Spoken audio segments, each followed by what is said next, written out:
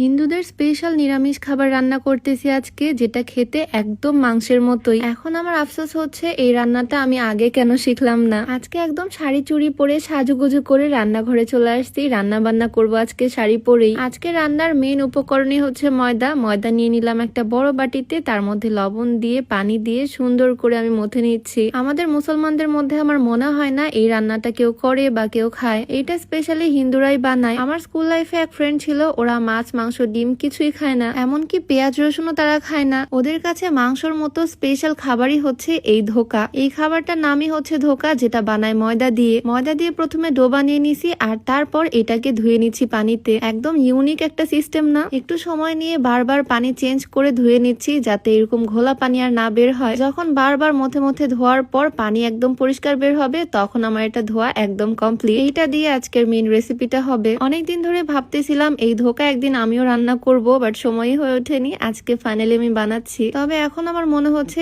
এইটা আমার আরো আগেই বানানো উচিত ছিল। এই ময়দার ডোটা বারবার ধোয়ার পরে যে সফট ময়দাটুকু হয়েছে, সেটা আমি অল্প অল্প করে ছিঁড়ে ছিঁড়ে বড়ার মতো করে ভেজে নিচ্ছি। আমার বাসার সবাই তো বলতেছিল আজকে আমি কি রান্না করতেছি, এরকম রান্না তো তারা বাপ জন্মেও দেখেনি। আর আমার শাশুড়ি আম্মু তো এটা দেখে পুরাই অবাক, ভাবছে ভিতরে হয়তো চিকেন আছে, আমি কোনো পাকোড়া ভাজতেছি। এগুলো যখন ফুলে উঠলো কি যে সুন্দর লাগতেছে দেখতে। এত সুন্দর ফোলা ফোলা হয়েছে জিনিসগুলো, দেখে তো মনে হচ্ছে আমি এখনই খেয়ে ফেলি। এভাবেও তো খাওয়াই যাবে, যেহেতু লবণও অ্যাড করা আছে। এখন শুধু এগুলোকে রান্না করে নেওয়ার পালা। পেঁয়াজ কুচি করে নিলাম, আলু কেটে নিলাম, কাটা আলুগুলোকেও আমি সুন্দর করে ভেজে নিচ্ছি। রান্নার জন্য যা মশলাপাতি লাগে সবকিছু আমি জোগাড় করে নিলাম। এইবার শুধু রান্নাটা করে ফেলার পালা। আর হ্যাঁ, আজকে আমি যে সুন্দর শাড়িটা পরে আছি, এইটা কিন্তু তোমরা পেয়ে যাচ্ছ খাদিজা ক্রিয়েশন ফেসবুক পেজ থেকে। শাড়িটা কিন্তু ভীষণ সুন্দর, একদম বড় সড়ো একটা শাড়ি, কি বিশাল আঁচল রাখছি দেখো। আর ব্লাউজটাও বানাইছি একদম ফুল হাতা করে। এই সুন্দর শাইনি শাড়িটা তোমরা খাদিজা ক্রিয়েশন ফেসবুক পেজে পেয়ে যাবা। পেজটা আমি ডেসক্রিপশনে মেনশন করে দিব। যাই হোক, বিসমিল্লাহ বলে রান্না শুরু করে দিলাম। প্যানের মধ্যে তেল দিয়ে পেঁয়াজ কুচিগুলো দিয়ে দিলাম। এরপর আমি এক এক করে গরম মশলাগুলো দিয়ে দিচ্ছি।